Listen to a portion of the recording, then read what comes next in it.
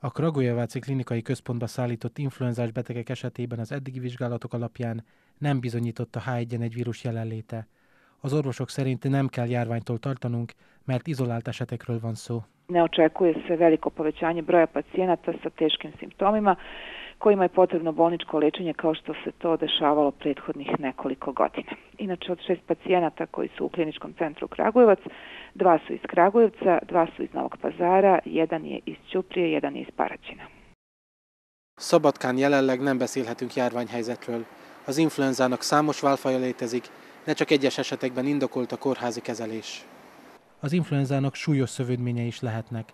A betegség legfőbb tünetei a hőemelkedés, az izomfájdalom, a száraz köhögés, valamint a légúti panaszok. A H1N1 az influenza egyik altípusa, amely tünetei szinte megegyeznek az influenzáéval. Ukoliko neko ima hronično oboljenje, pre svega respiratornog sistema, tu mislim na astmu ili hronični bronhitis, ili ukoliko ima neko drugo hronično oboljenje, za očekivati je da će ovakva osoba, kada dođe u kontakt sa virusom influence, imati težu kliničku sliku. Također gojazne osobe, odnosno trudnice, imaju nešto težu kliničku sliku. Az észak-bácskai körzetben jelenleg nincs fertőzés veszély, hiszen az egyéni influenzás eseteket sikerült kezelni. Szabadkán a H1N1 terjedésétől nem kell tartani.